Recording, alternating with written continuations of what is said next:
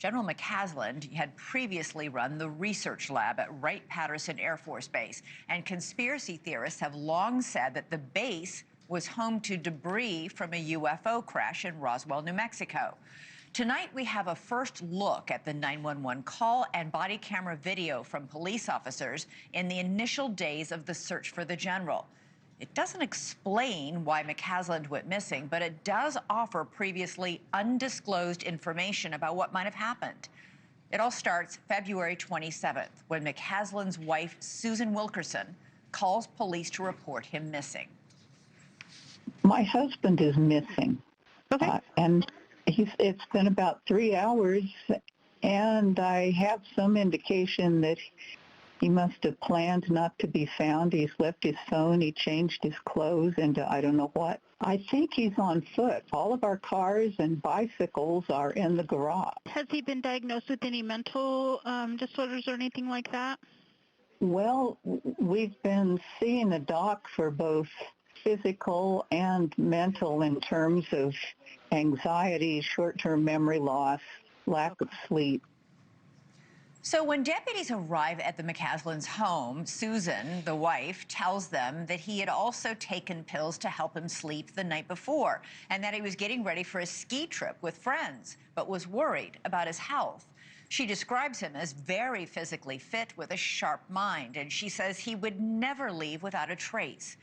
Deputies then go and talk to a friend who says he sits on the board of a group called the Kirtland Partnership. This friend had dinner with the general the night before he went missing with members of the Space Force, and that is when something unusual was noticed. We had dinner Thursday evening at Cervantes off of Gibson. Okay. At 6 o'clock with Space Force.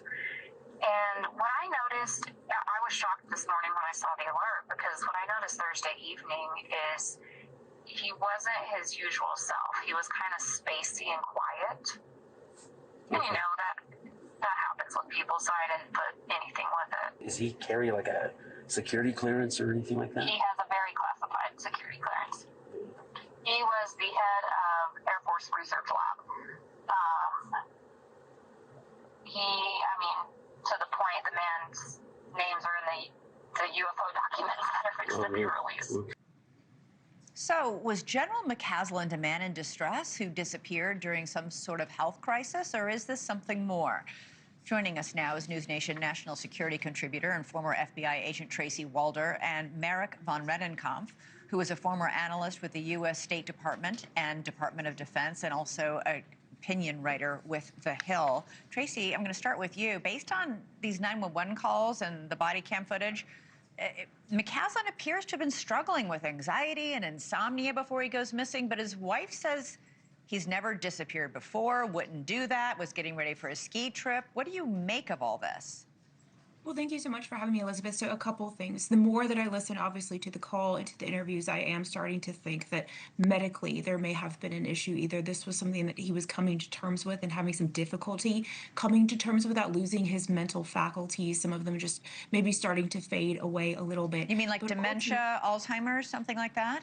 It sounded like his wife said multiple times, I believe, in an interview as well as on the phone with 911, that he had been sort of suffering with short-term memory loss, that he was having some memory issues. That doesn't mean he had dementia, obviously, but that was potentially failing him just a little bit. But she also did mention that the night prior, he had taken a medication that I think she had just picked up that evening as well, and that medication the next day, he had said really didn't make him feel like himself at all, that he had felt that he was sort of in a daze. So I'm more and more starting to wonder if this is some kind of a medical issue. It is worth noting, Tracy, before I go to Marik, she's not very emotional. She's not crying. Doesn't appear to be alarmed. You know, she doesn't appear to be alarmed, but obviously, you know, in my former profession, people do handle these things very, very differently. She does seem like someone who is very methodical. And so I'm not sure that that would have raised a red flag for me at that particular point. Mark, what do you make of McCasland apparently having this dinner with members of the Space Force the night before he went missing? And have you heard of this Kirtland Partnership where he serves on the board? What is it? Thanks, Elizabeth. At first glance, first of all, I agree with Tracy's initial kind of reactions and responses here. I don't think a dinner with Space Force, given his background, is out of the norm or unusual. You know, former two-star general who's the head of Air Force Research Laboratory, which is a really, really significant facility at Wright-Patterson Air Force Base. And this is a brilliant individual, MIT PhDs. Not surprising at all, these individuals will retain connections to former commands or neighboring commands and private industry and the sort. So I don't see anything odd about that.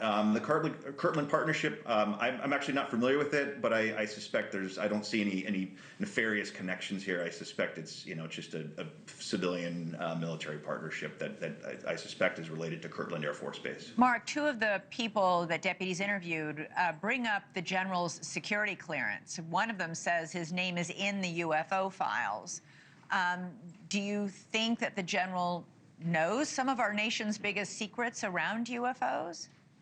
Well, that's the allegation, and this all goes back to the WikiLeaks releases that occurred in late 2016. The release of John Podesta's emails. John Podesta, of course, was the campaign chairman for Hillary Clinton's campaign. Podesta's a very, very big UFO guy. He's followed the topic very, very closely. And he met with General McCasland along with the then head of Lockheed Martin Skunk Works, which is an institution that has long been rumored to possess retrieved UAP materials. And is trying to reverse engineer them. Correct. And that meeting was brokered by this is where the story gets really bizarre, but this has all been more or less verified through multiple different kind of channels. Through Blink-182 frontman Tom DeLonge. And Tom DeLonge describes a meeting General McCasland through a series of very clandestine, very, very secretive introductions to individuals in the military-industrial complex and in the CIA and met the general eventually. And the general allegedly, according to Tom DeLonge, opened up finally and said, yes, that we have retrieved craft, and his position at Wright-Patterson would, if this is all true, if these allegations are true, would have been a core kind of key element or key position overseeing all of this. Very quickly, Tracy, this is so bizarre what Marik is saying, and what these conspiracy theories, that's what's been feeding them. Is it possible this is just something very ordinary? And if it is just an ordinary disappearance with a man who might have been having a health event, why haven't we found his body?